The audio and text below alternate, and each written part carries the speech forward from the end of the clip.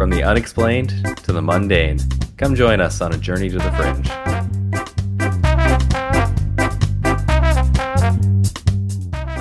Hello and welcome to Journey to the Fringe, where inevitably, like a 3 to 7 beer deep conversation about the paranormal will end up.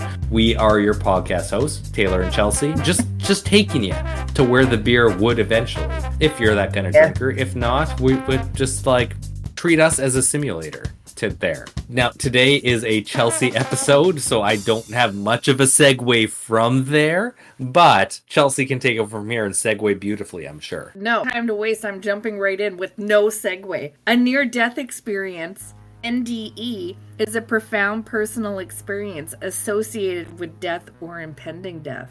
And positive, which the great majority are, such experiences may encompass a variety of sensations, including detachment from the body, feelings of levitation, total serenity, security, warmth, joy, the experience of absolute disillusion, review of major life events, the presence of light, and seeing dead relatives. While there are common elements, people's experiences and their interpretations of these experiences generally reflect their cultural, philosophical, or religious beliefs. NDEs usually occur during reversible clinical death. We would have no way of otherwise knowing on irreversible clinical death. Yeah. Are they saying that in clinics, they're putting people in death experiences and bringing them back? Potentially. It's kind of what it sounds like. It's science. Science does that, I assume. Okay. Explanations for NDEs vary from scientific to religious. Tons of people out there speculate on what it is. Other things are like the brain releases DMT, so on. This episode isn't about that, so don't even worry about it. Worth noting that some transcendental and religious beliefs about the afterlife include descriptions similar to NDEs. Now, while many NDEers consider their close brushes with death positive, 1 to 2% report having negative near-death experiences.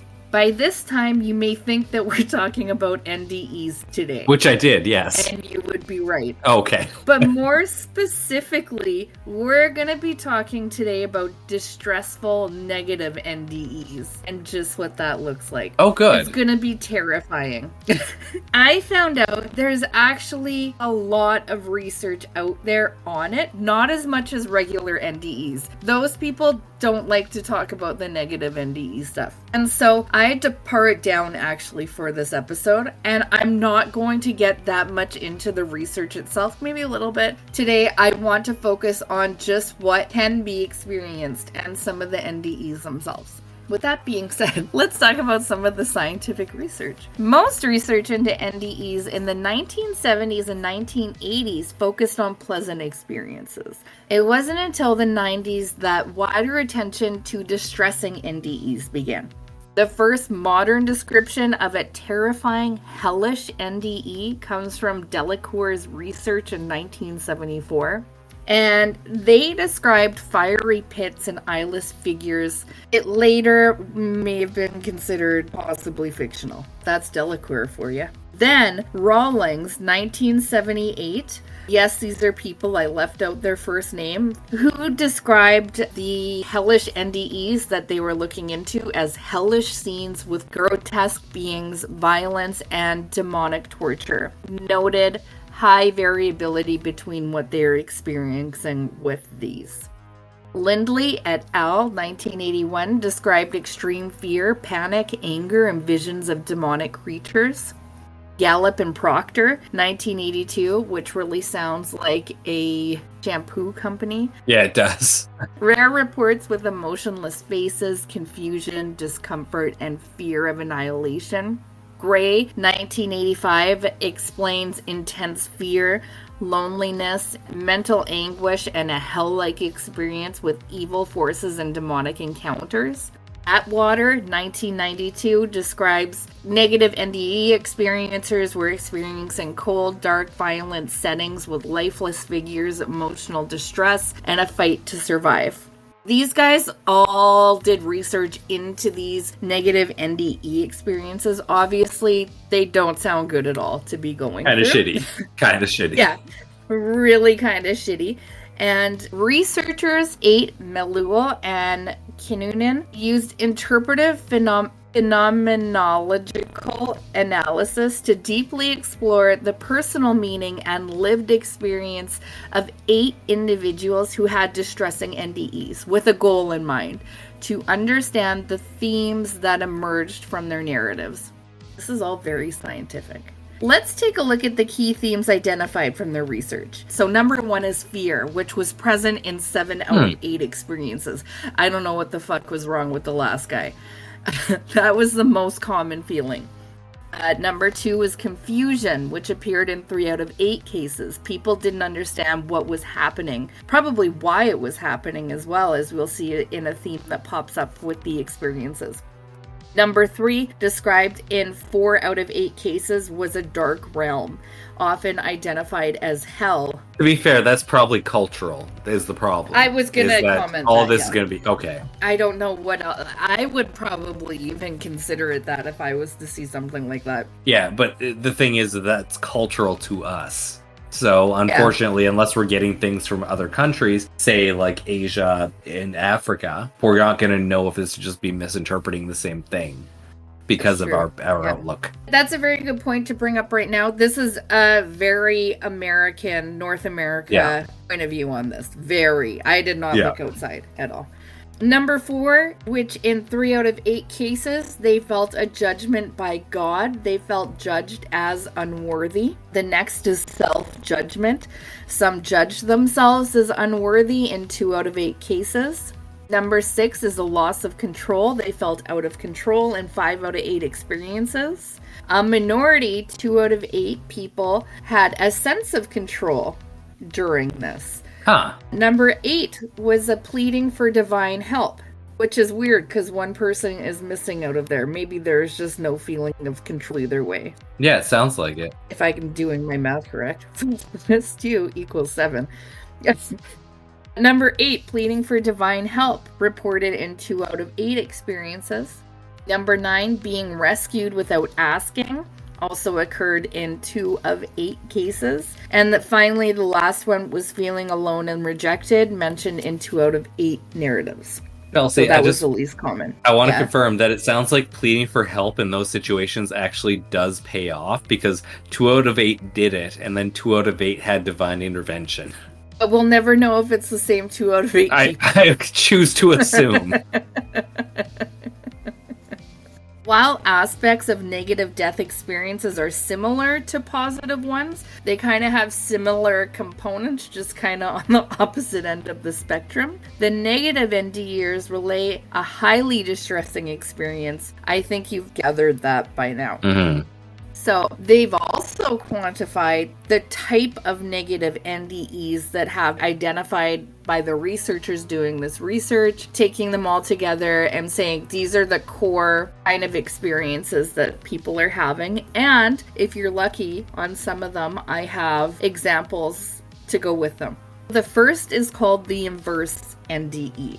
And this takes place when the common pleasant features of near-death experiences are not at all pleasant. For example, seeing a white light, as is common within regular happy NDE, which is often a source of comfort and peace, light beings, floating sensation, etc. However, in the inverse NDE, the white light might appear threatening and bring on panic and depression. Researchers believe these NDEs are due to a person being in shock at what's happening to them. This is the most common distressing NDE type. So let's talk specifics. I have a report by a 27-year-old woman. Quote, suddenly I became aware that something really strange was happening. It was as if I had been pulled up and away from my body, and I found myself watching my doctor and his nurse working on my body from a corner of the room near the ceiling. I felt startled at being able to hover above like that, and I wanted to feel in control of my situation, but I was unable to do anything except watch helplessly. I made some attempts to get the attention of the other 2 in the room, but they were totally oblivious to anything I was saying to them. Then I found myself no longer in the room, but traveling through a tunnel, slowly at first, then picking up speed as I went. As I entered the tunnel, I began hearing the sound of an engine, the kind that operates heavy machinery. Then, as I was moving slowly, I could hear voices on each side of my head. The voices of people whom I'd known before because they were vaguely familiar. About this time, I became frightened, so I didn't concentrate on trying to recognize any of the voices. I found myself growing more and more afraid as the speed picked up, and I realized that I was headed towards the pinpoint of light at the end of a tunnel. The thought came to me that this was probably what it was like to die. I decided then and there that I wanted to go no further, and I tried to backpedal, stop, and turn around, but to no avail. I could control nothing, and the pinpoint of light grew larger and larger. Before I knew it, the light exploded all around me. My attitude at this time was quite terrified. I did not want to be there, and I was determined that I was not, by God, going to stay. So that's an inverse NDE. Interesting. Yeah. It gets worse from here. Yeah, I can believe that. That one was actually pretty tame for what you've been describing. Yeah, I can only imagine that feeling, though. You'd be in a weird place, that's for sure. And feeling those feelings, I can't discount it as being terrifying. It just doesn't seem that bad, because I know what's coming. The second type of distressing NDE they refer to as void. In this NDE, a person may find themselves in a void of emptiness. The person may feel isolation, loneliness, discomfort, and despair here. In some cases, the person may simply feel neutral feelings instead. Interpreters of this believe it could be a person not going through a deep enough NDE, or it being a precursor to the traditional NDE that follows. Others interpret this void as some state of hell or purgatory. Here is one such account. Quote, I was suddenly surrounded by total blackness, floating in nothing but black space. No up, no down, left or right. What seemed like an eternity went by. I fully lived it in this misery. I was only allowed to think and reflect, end quote. I have another one. A woman in childbirth found herself abruptly flying over the hospital and into deep empty space. A group of circular entities informed her she never existed, and that she had been allowed to imagine her life, but it was a joke. She was not real. She argued with facts about her life and descriptions of Earth. No, they said, none of that had ever been real. This is all there was, and she was left alone in space. Wow. Yeah, that one's particularly crazy. Another woman in childbirth felt herself floating on water, but at a certain point, it was no longer a peaceful feeling, she said. It had become pure hell. I had become a light out in the heavens, and I was screaming, but no sound was going forth. It was worse than any nightmare. I was spinning around, and I realized that this was eternity. This was what forever was going to be. I felt the aloneness, the emptiness of space, the vastness of the universe, except for me, a mere ball of light screaming. That is terrifying. Another example. A woman who attempted suicide felt herself sucked into a void. Quote, I was being drawn into the dark abyss, a tunnel, a void. I was not aware of my body as I know it. I was terrified. I felt terror. I had expected nothingness. I expected the big sleep. I expected oblivion. I found now that I was going to another plane, and it frightened me. I wanted nothingness, but this force was pulling me somewhere I didn't want to go, but I never got beyond the fog. End quote. Last one for the void. A man who was attacked by a hitchhiker felt himself rise out of his body. Quote, I suddenly was surrounded by total blackness, floating in nothing but black space. No up, no down, no left, no right. What seemed like an eternity went by. I fully lived it in its misery. I was only allowed to think and reflect. Oh, I have another one. Don't you worry. I have another void example. Last one, for real this time. A 26-year-old woman. I passed through different stages of torment. Voices were laughing at me, telling me all of life was a dream, that there was no heaven, no hell or earth, really, and that all I had experienced in life was actually a hallucination. I passed through the stage of terrible thirst, That's a stage. And the voices kept laughing at me and telling me, you think this is bad? Wait till the next stage. I found myself hurtling towards the final torment. I was to be suspended in a total vacuum with nothing to see or do for eternity. I was naked and I was sad about that because I thought if only I had clothing, I could pull the threads and knot them and reweave them for something to do. And if only I were sitting in a chair, I could splinter it and try to make something of the splinters. And then the overwhelming realization that eternity was forever and ever. Time without end. What to do in a vacuum forever. After all these years, the nightmare remains vivid in my mind. I assure you, the worst form of hell, in my mind at least, would be myself suspended naked in a vacuum. That's the last one from the void. And I put that one in because isn't it crazy that there's more than one experience of them being told that, like, that wasn't real, what you just experienced? Yeah, it really lines up with a few descriptions of how the world works with, what's it called? Hologram theory? Is that what that is? Basically, our whole entire universe is made up. Are you thinking of, oh, damn it, now that I want to put my input, I've left it too. Like the Matrix, like, Yeah, it's hologram theory, something along those lines. Yeah, damn it. Okay, moving on. That's gonna bother me. Number 3 is hellish. Just like it sounds, hellish NDEs are an experience of the simulation theory.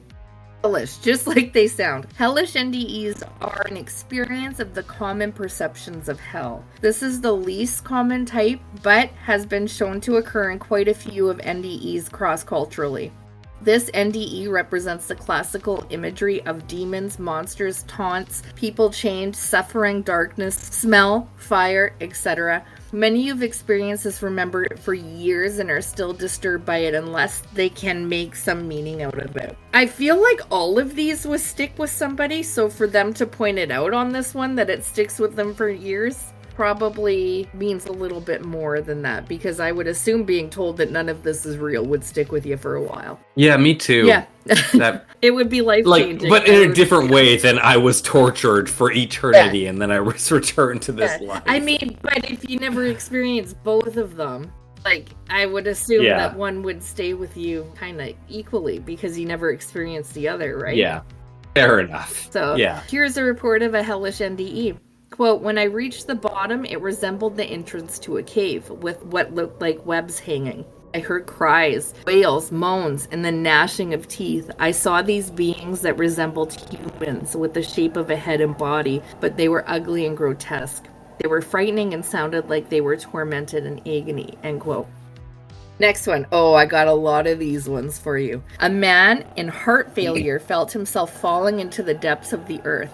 At the bottom was a set of high, rusty gates, which he perceived as the gates of hell. Panic-stricken, he managed to scramble back up to daylight. Yikes, he escaped hell. We didn't want him back. And while going through a heart attack, nonetheless. No kidding. Next one, a woman was being escorted through a frighteningly desolate landscape and saw a group of wandering spirits. They looked lost and in pain, but her guide indicated she was not allowed to help them. Next, an atheistic university professor with an intestinal rupture experienced being maliciously pinched, then torn apart by malevolent beings. That would fucking suck. They escalated quickly. Yeah, that one reminds me of Hellraiser. Yeah. Next, a woman who hemorrhaged from a ruptured fallopian tube reported an NDE involving, quote, horrific beings with gray gelatinous appendages grasping and clawing at me. The sounds of their guttural moaning and the indescribable stench still remain 41 years later. There was no benign being of light, no life video, nothing beautiful or present, end quote. Oh, review of life is what she means. That's pretty crazy that there's a stench. Yeah. Well, and it's generally, I have heard about that stench, and it's the smell of rotten eggs, is it? Yeah, not? Like sulfur, right? That's sulfur, yeah.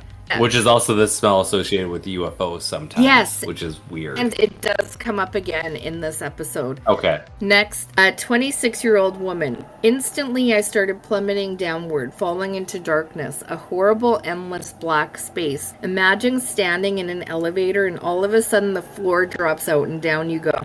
that terrible sensation of falling. I was terrified in the darkness that surrounded me, but very aware of the horrible pain burning and searing my entire body. Agonizing pain beyond description that would never leave. There were the tortured screams of others, but I could see nothing but darkness. There was no fire, just this dreadful burning pain all over every part of me, and I knew that this was hell. I felt hopeless, knowing this was for eternity. There was no escape from the nightmare. I wouldn't wake up. I wouldn't hit bottom and die. I wouldn't be rescued by anyone. I would fall and burn in this gruesome place forever and ever, screaming out with all the other lost souls crying out in the darkness, totally helpless as we fell further into the pit of hell. Not even God entered into this place, and the torture would go on forever and ever and ever. There's no way to describe the terror that filled me, realizing that I actually sent myself to hell through my choice of not believing. I had chosen this. I had chosen not to believe in God. I felt a separation, as if I had never existed. There is no lonelier place than separation from God. I saw no flames, just total darkness and the sensation of burning. I heard many people screaming, but I saw no one. It was a dark, desolate, horrible place with no hope of escape. I felt the hopelessness of being lost in torment, separated from God for eternity. So that is the hellish one, I believe. Would be very curious, just with that atheistic individual's background. Yeah. Whether or not they came from a religious upbringing. Yeah. Just like, if that's where that deceit, that pain of not believing in God came from, or if it is something that just spurred itself at the end of her life. Yeah, we get into it a little bit. Obviously, there's a lot of religious connotations that come up in reference when it comes to like hell this. and heaven, yes. Yeah, not just like one of these is called hell and people consider it hell because they're obviously getting it from somewhere. But that religion is pretty much what is there after this life, right? Yeah. People do things in this life for what happens in the next realm. They want to know that there's something beyond this life. So I think it's really tied to religion for that reason as well. I did have to sort through because so many of these are filtered through, even this last one, are filtered through a religious connotation. And a lot of people do go religious after this stuff. And a lot of religions use stuff like this to say, look, you gotta be good. You gotta believe in God. Yeah. And it does appear on blogs. They sure do. Even on Reddit, when I was searching, most of what I was finding were on Christian, Catholic, different religious Reddits, which I did stay away from, but that was the majority of where I found anything on Reddit. So lots of religious people talking about stuff like this. I think it just goes hand in hand. I think it proves people's point one way or the other. Yeah. So Elwood, whoever the hell that is, suggested in 1996 that subdividing the hellish experiences into even more categories would serve us better. So he or she proposed, could be a moth person, who knows at this point. A, those that are entity-centered, including malevolent beings, which Elwood thought were analogous to figures sometimes encountered in schizophrenia and nightmares, but no fire. And the other is those that are fire-centered, including hellfire, but no powerful or malevolent beings, which Elwood thought were analogous to the experiences of saints and mystics. She also speculated that with further research, there may be a third subcategory of hellish NDE, characterized by neither malevolent beings nor hellfire, but rather a spinning vortex, which we didn't even hear from. And we also found out that Elwood is a moth she. I would like to hear the spinning vortex's point of view. Too bad. Damn it. Didn't make it in. So now we move on to a next classification of negative NDE, which is a negative life review. And this can begin with a pleasant or neutral experience and culminate in a life review in which they perceive a lot of negative events, which they find very disturbing and painful. These are probably bad people reviewing their life. They may even need to switch it off. Can you do that with a life review? Apparently. I've had enough of this. Click. Yeah. What else is on? This differs from other NDEs who may have a life review and feel remorse at their deeds, but are comforted with compassion for them. It would seem to differ from person to person. It is worthy to ponder the nature of why some have more painful life reviews, which is less comforting. Some interpret that this could be to do with weighty negative karma or deeds. No examples of that one, so you'll just have to trust me. Okay. Number 5. A hybrid NDE. And these are NDEs which a person may feel both positive and negative aspects. They may meet a being and feel comfort with them, but also witness distressing events like seeing hellish realms. I'm trying to make a point here, so I'm not even sharing these with you. They are not negative enough. There's a positive aspect to them.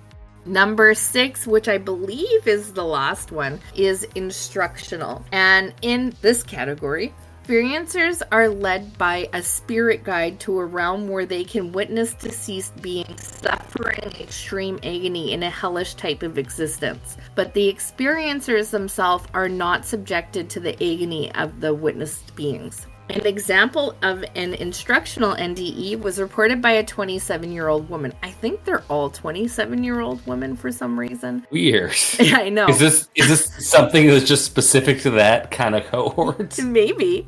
They only took 27-year-old women witness testimonies, I guess. Huh. I looked down upon the accident scene. I looked into my car and saw myself trapped and unconscious. A hand touched mine, and I turned to see where this peace and serenity was coming from, and there was Jesus Christ. I mean, the way he is made out to be in all of the paintings. I was so not actually looking like he was in real life. Yeah, the white guy. Yeah, the white guy. White Jesus, to be clear. I was led around a well because I wanted to stay with him and hold his hand. He led me from a side of bliss to a side of misery. I did not want to look, but he made me look, and I was disgusted and horrified and scared. It was so ugly. The people were blackened and sweaty and moaning in pain and chained to their spots, and I had to walk through the area back to the well. One was even chained to the evil side of the well. The man was so skeptical and in such pain. The one chained to the evil side of the well, I wanted to help save him, but no one would. And I knew that I would be one of those creatures if I stayed. I hated it there. I couldn't wait to get to the well and go around it. He led me to it, but he made me go through it alone as he watched. Someone else followed me through and then stepped in front of me to help me walk over the debris on the ground. Snakes or something. I never looked at this thing, but I know it was dark. So those are all the experiences. And I want to let you know, all of the experiences that I just went here of NDEs is all from the research that I went through. None of them are Reddit stories. They're all a part of the research. I took them from different places, but they all came from papers and stuff like that. For those, we'll get to the Reddit. Now, White Jesus seems like kind of a dick, to be fair. I just kind of got to say that. I was always under the impression that White Jesus always was.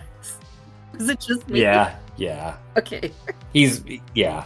Responses vary in regards to the negative NDE that experiencers have had, from completely turning their life around as a sort of get your act together response, to explaining the experience away, to experiencing PTSD type symptoms, all over the board. For others, it's cause for a deep reflection on their life and reflecting on if they're a bad person.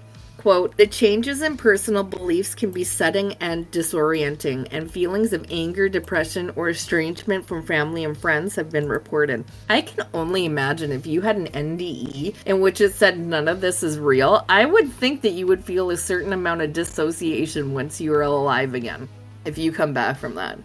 I don't know why that one really stays with me, but I just feel like psychologically, I feel like that would be very damaging. But that's just me. There's a lot of other disturbing stuff in this episode. Yeah. A lot of Well, to be fair, weirdly, I have also, I was listening to somebody talking about a near-death experience they went through, and they said it's actually really hard to cope with the fact that you are alive and that you should, your brain has processed that you are dead. Yeah. So actually, getting past that point is really hard. Yeah, I could only imagine that. Yeah.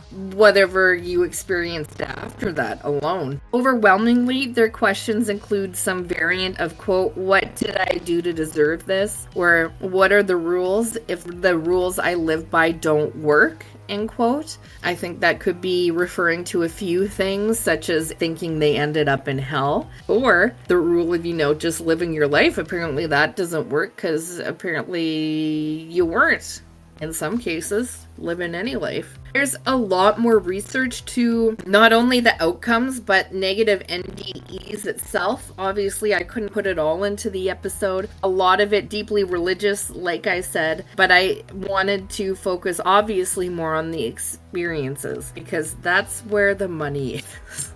All the money. All the $20 we get. Bad NDEs are not exclusive to bad people. They happen to both, but honestly, I'm not sure how they measure that. And I'm also not sure how we didn't hear whether or not any of these experiencers were bad people or not. I don't know. I don't know how you would say someone it would be intrinsically good or bad. Can I just add at that point too? Yeah, we don't know if it matters whether or not they are intrinsically bad from like a universal perspective, or if they perceive themselves to be bad. Exactly. Which I don't think is something that has been talked about too much here. No, that's a very good point. From the book Distressing Near-Death Experiences, The Basics, quote, no evidence supports the conventional assumption that good people get pleasant NDEs and bad people have distressing ones. Saints have reported extremely disturbing NDEs, while felons and suicide attempters have encountered bliss. I don't like that they put suicide attempter under bad. Technically, within the church, they're bad. Yeah, I mean... Yeah. Not that I like. Which again, we're looking at it from a religious perspective. Although we don't think we are. It's the West, which is Christian. Yeah. So now we're going to move on to more NDE experiences. Yay! I hope that you have a plan for something light after this. And funny. Hopefully the laughter will help get you through this. A man thrown from his horse found himself floating at treetop height, watching emergency medical technicians work over his body. Quote, no, this isn't right, he screamed. Put me back, but they did not hear him. Next, he was shooting through darkness toward a bright light, flashing past shadowy people who seemed to be deceased family members waiting. He was panic-stricken by the bizarre scenario and his inability to affect what was happening. Next story. Veronica Barthel says that after being struck by lightning while driving her car one day in 1981, she was instantly transported into hell, where she found demons escorting her into a big waiting room. Quote, the creatures that I saw were more terrifying than anything I ever saw in a horror movie. Today I know that they were demons. As soldiers, they were marching past me, and in the middle of them were people that were screaming with pain. It was very difficult to breathe down there because of the terrible smell of this place. I saw a lake which looked like the inner part of a volcano where people were cursing because of great pain, end quote. She says that she saw people being thrown into caves which were guarded by demons, who threw spears at them as they screamed. She also recalled snakes being present all over the ground, which were there to frighten and intimidate the people in hell. After her experience, Veronica found herself transported back into her car, where for a moment she saw her own burning hands gripping the steering wheel. Well, that was something we did not need, Veronica. Next sighting. Here, now we're at the Reddit stories. Okay. And I should say, thankfully, everybody whose stories we heard, they have survived. Yeah. We know this. Yeah, that's actually a really good part of this episode, to be honest with you. I'm really glad you brought that to our attention. User Saint Chas 77. I remember a story from years ago about a guy who was on the brink of death and saw shadow creatures attack him, trying to tear him into pieces. Not in a lake of fire, though. He was an atheist, and the experience made him a theist, not a born-again Christian. Next, user Zushiba. My aunt died in the hospital several years ago. She was clinically dead for a few minutes. In that time, she says she floated above the operating table and saw them trying to revive her. She says she felt a pull on her and flew out through the very top of the room. She remembered very clearly floating above the light fixture on the ceiling and then there being darkness. Suddenly, she found herself floating above the ground several inches just above a field of dirt. In front of her was a very strange, large chasm. Deep, very dark, she couldn't see the bottom of it from where she was. On the other side of the chasm was a beautiful field. Green grass, flowers, trees, and sunlight. On her side of the chasm, it was overcast and very little light. No vegetation, just brown dirt. She felt the same force that pulled her out through the ceiling of the hospital start pulling her across the chasm. As she started floating over the chasm, these hands reached out of the blackness and started pulling at her, almost like ripping the flesh from her legs and feet. She says it was the worst feeling of pain and cold she ever experienced, and it horrified her. After what seemed like forever, she reached the other side of the chasm and the hands went away. The feeling of pain and terror was replaced with the feeling of happiness and contentment and warmth. Several family members that had been dead for some time were there and they seemed to be beckoning her over. She was lowing to the field when she heard the doctor say something. It sounded like it echoed very loudly from the other side of the chasm. Suddenly, the force pulled her across the chasm again, only this time much faster than she had been pulled over the first time. Again, the hand came and again the cold. The hands ripped at her and she felt the pain she had felt before. Finally, she came to the dirt side of the chasm again, then blackness. Then she was on the ceiling of her room in the hospital again, and she saw her body spasm violently, and her arm smacked the doctor's arm, breaking his watch. Her spirit was pulled back into her body again, and she heard him say something like, "She's back," and then blackness again. Several hours later, she woke up and was pissed off at first. Then she realized she was alive and she thanked the doctor and apologized for breaking his watch. He was surprised because when she did that, she was technically dead. I don't know what she saw, but she was very descriptive of what she thinks she saw. That was a little weird.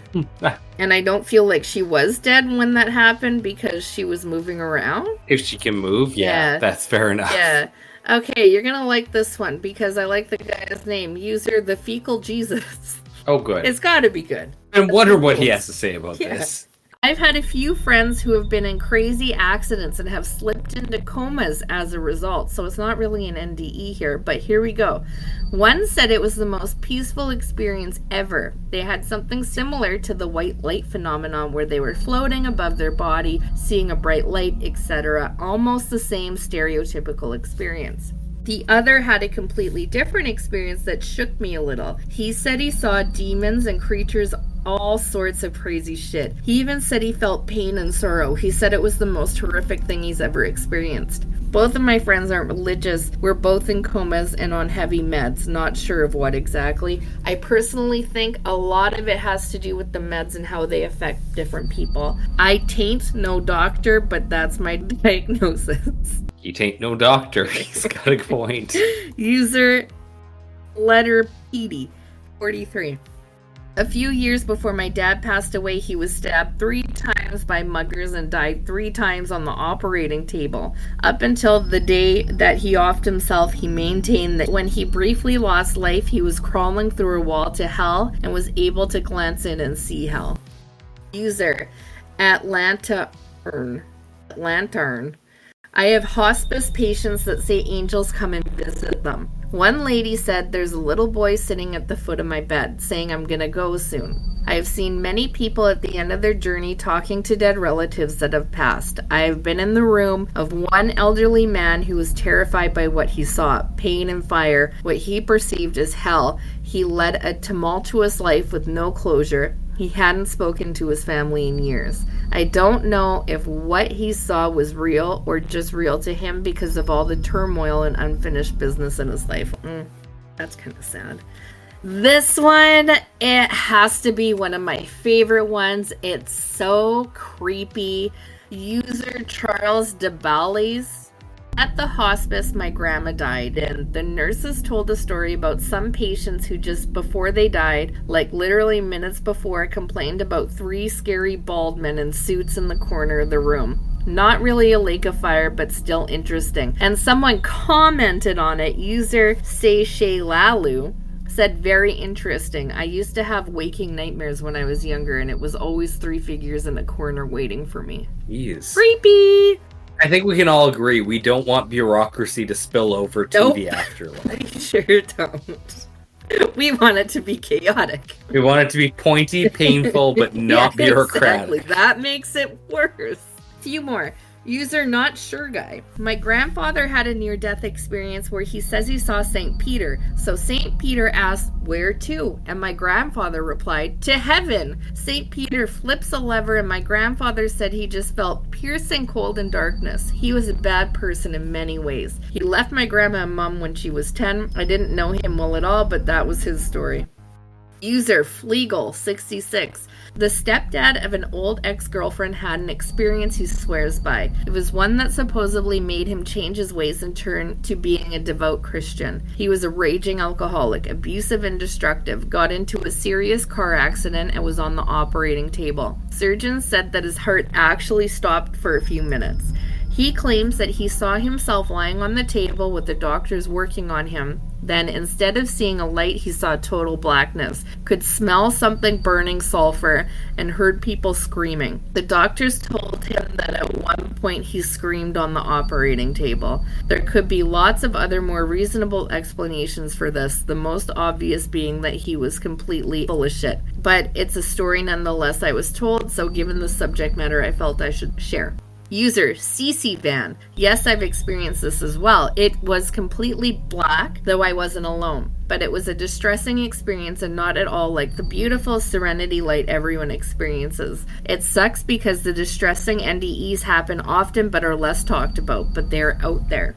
User Fiasco 21. I had a clinical death, did not see any light or fire. I saw, and I am not shitting you, big Crayolas falling down from the sky. That was my last memory until 2 months later when I was in therapy because it left me half paralyzed for months.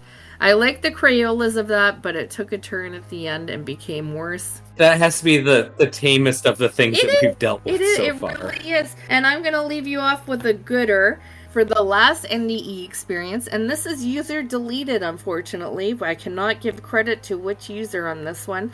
My dad has died twice due to heart attacks. He says he saw New Jersey. He was not in New Jersey. Oh no. I know, oh, no. The worst of all. He did go to hell. And it wasn't Minnesota, right? It was Minnesota. Go to hell. Michigan. No, Minnesota's cold. Michigan is also cold. But go to hell, okay. Michigan. And that's my episode. You need to watch a comedy now. Well, we need to watch Yeah, go enjoy life. Just accept everything. Yes, go accept what David Wilcock has become. It's quite delightful in such a weird way. Do not give him money. Unless you're plugging Journey to the Fringe. And give him money so that he plugs us. And in any event, I have been Taylor here with Chelsea. We are Journey to the Fringe. Thank you all for listening, and we'll see you next week. Bye. Thank you for listening to Journey to the Fringe. If you have liked what you have listened to, please like, share, subscribe, or follow, depending on what venue you are listening to us through. Also, please, if possible, leave a 5-star review, as that really helps us in the algorithms. Should you wish to interact with us, please check us out on your social media of choice. I bet you we are there. And if you really want to communicate with us and give us ideas for new episodes, or tell us that we're wrong and terrible, either way, please send us an email at journeytothefringe@gmail.com. For now, I'll see you in the next episode.